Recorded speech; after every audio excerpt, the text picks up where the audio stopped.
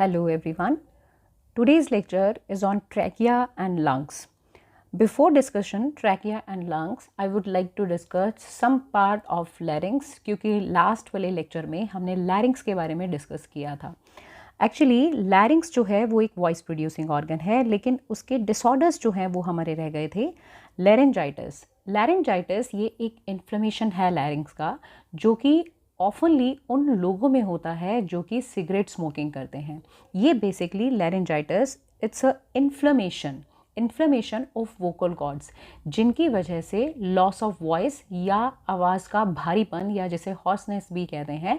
क्योंकि इनसे बेसिकली होता क्या है, तो आप बताएंगे कि जो पॉइंट जो है जहाँ से वो वाइब्रेट करते हैं उस पॉइंट पर स्वेलिंग आ जाती है, जिससे कि वोकल कॉर्ड्स जो हैं वो प्रॉपरली वाइब्रेट नहीं कर पाते.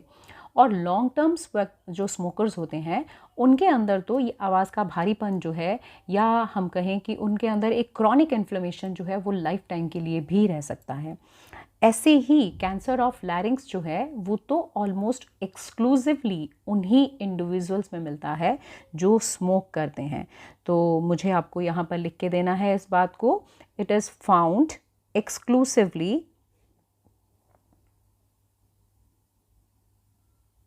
exclusively in those people who smoke, in people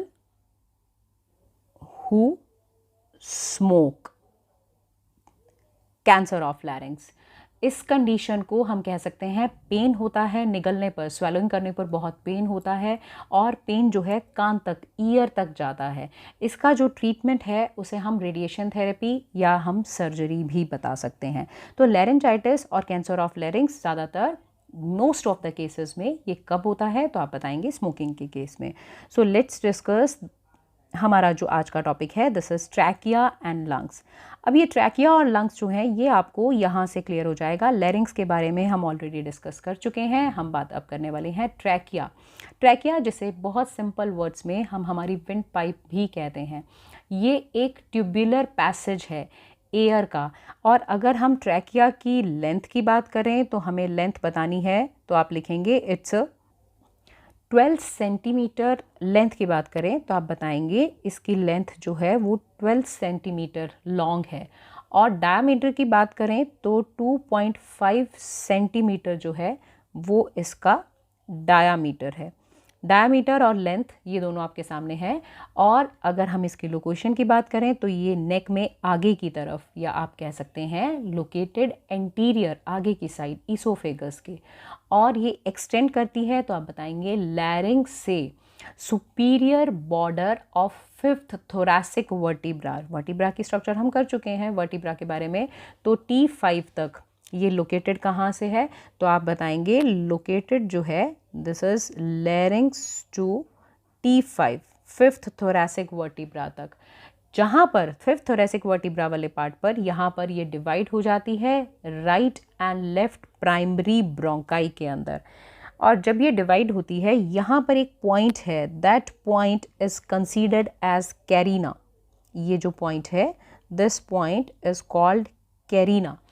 carina वो पॉइंट है जहाँ पर हम ये कहें कि ये प्राइमरी ब्रोंकाई में डिवाइड हो रही है. ये अगर आप इस तरह से देखें बेटा, तो ये वाला पार्ट जो है ये कैरिना कहलाता है. ट्रैकियल वॉल जो है, अगर हम अंदर की तरफ से इसमें देखें तो अंदर की तरफ से इसकी दीवार को अगर हम देखें तो सबसे अंदर वाली लेयर जो है that is called mucosa.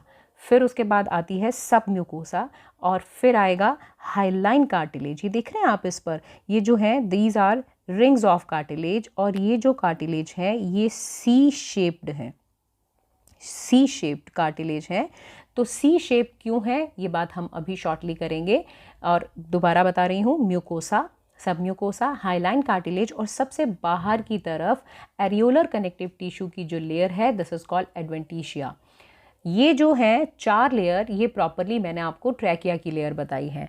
Trachea के अंदर जो एपिथेलियल लेयर है that is pseudo stratified ciliated columnar epithelium. ये पॉइंट आप नोट करेंगे, मैं यहाँ नहीं लिख रही, आप नोट करेंगे।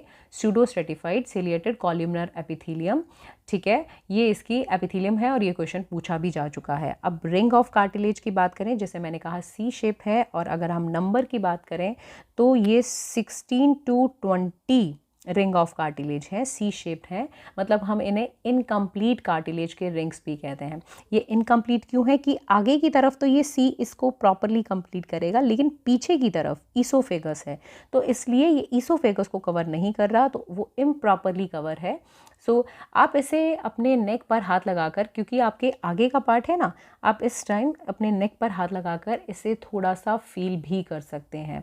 अब जो सी शेप अगर मैंने कहा रिंग का, तो ओपन जो पार्ट है, इस तरह से ये रिंग है, तो इसका जो ओपन पार्ट है वो ईसोफेगस, यहाँ पर ईसोफेगस होगी, तो ये पार्ट ईसोफेगस की तरफ रहेगा, और ये वाला पार्ट जो है ये आगे की तरफ रहेगा।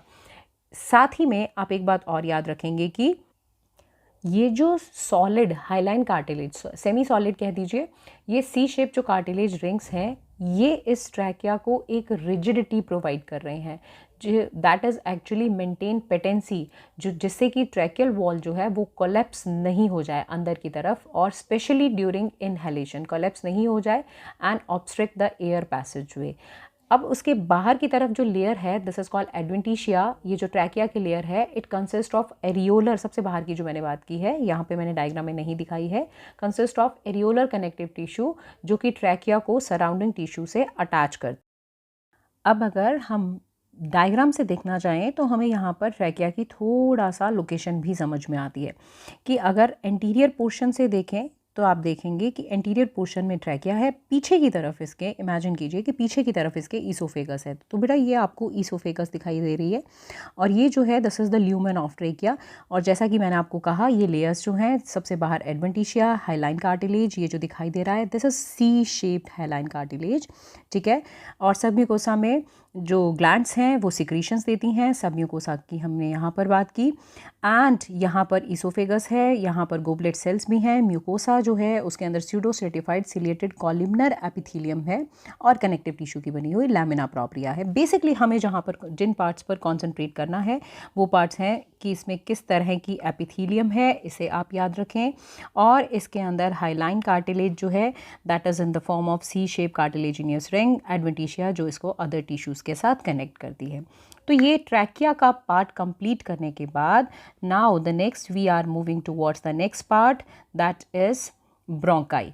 तो चलिए बात करते हैं सुपीरियर बॉर्डर जो है फिफ्थ थोरैसिक वर्टिब्रा का, वहाँ से ट्रैकिया डिवाइड हो जाती है प्राइमरी ब्रोंकाई में। ब्रोंकाई जो है this is right and left, ये आपको लेफ्ट और इधर आपको दिखाई दे रही है राइट। तो ये जो राइट ब्रोंकस है, सिंगुलर वर्ड जो होगा that is bronchus, BRONCHUS, bronchus. आगे के डायग्राम में मैं आपको पूरा सिस्टम अंदर का जो ब्रोंकियल ट्री है वो समझाऊंगी, लेकिन अभी समझिए कि राइट जो है that is the main right main bronchus या प्राइमरी ब्रोंकस जो है, इसके लिए आप याद रखेंगे कि ये थोड़ा सा वर्टिकल है, शॉर्टर है, और कंप्लीटली लेफ्ट के कंपैरिजन में वाइड भी है। अगर कोई भी गलती से कोई ऑब्जेक्ट अगर इनहेल हो जाता है तो ज़्यादा चांसेस हैं कि वो राइट मेन ब्रोंकस के थ्रू इधर वाले पार्ट में चले जाए। ट्रैकिया जो है, ट्रैकिया की तरह जो मेन ब्रोंकाई है उनके अंदर भी इनकम्प्लीट रिंग ऑफ कार्टिलेज हैं, और ये भी इसी की तरह pseudo stratified ciliated columnar epithelium से लाइंड है।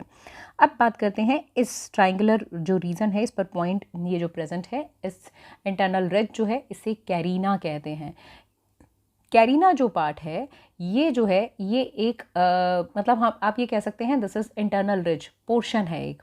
म्यूकस मेम्ब्रेन जो है कैरिना वाले रीजन की, इस रीजन की, this is the most sensitive area of entire लैरिंग्स and trachea, सबसे ज़्यादा सेंसिटिव एरिया है ये, ठीक है। और यही से स्टार्ट होते हैं कफ के रिफ्लेक्स, कफ रिफ्लेक्स जो है। किसी भी तरह की वाइडनिंग या distortion in the carina region, this is the serious sign, because actually ये जो है ये इंडिकेट करता है एक तरह का कार्सिनोमा, कैंसर, ठीक है, कार्सिनोमा ऑफ लिम्फ नोड्स इस रीजन के अराउंड। तो आगे का डिवीज़न जो है वो हम बाद में करेंगे। अभी के लिए now we are going to focus on the lungs. Lungs, क्या आप जानते हैं लंग का मीनिंग क्या है? Light weight. एक्चुअली बिकॉज ये अंदर से थोड़े से स्पॉन्जी टाइप हैं, तो हम ये कहते हैं दे फ्लोट। और ये पेयर्ड कोन शेप ऑर्गन है जो कि आपकी थोरेसिक कैविटी में लोकेटेड है। ये दोनों लंग एक दूसरे से, देख रहे हैं, this one is left lung, this one is right lung, दोनों ही सेपरेटेड हैं इस प्लेस से। This place is called mediastinum. ये जो प्लेस है, इनसे दोनों लंग सेपरेट हैं। मीडियास्टेनम जो है वो दोनों लंग को आपस में अलग करता है कि किसी भी कारणवश, किसी भी कारण से अगर एक लंग में प्रॉब्लम हो जाए तो किसी भी तरह का ट्रॉमा जो है एक लंग कोलैप्स कर सकता है, तो अदर जो है वो एक्सपैंडेड रहे और जान बची रहे। तो अब अगर हम लंग की बात करें तो हर एक लंग जो है that is enclosed and protected by double layered serous membrane, जिन्हें हम नाम देते हैं प्लूरल मेम्ब्रेन। अब ये प्लूरल मेम्ब्रेन जो है बेटा, ये हमारे पास दो हैं। One pleural membranes are divided into one outer side जो है that is called parietal pleura. याद करेंगे आपकी ये सिरस मेम्ब्रेन है, प्लूरल मेम्ब्रेन सिरस मेम्ब्रेन है। जो सुपरफिशियल है उसे हम कहते हैं this is called parietal pleura.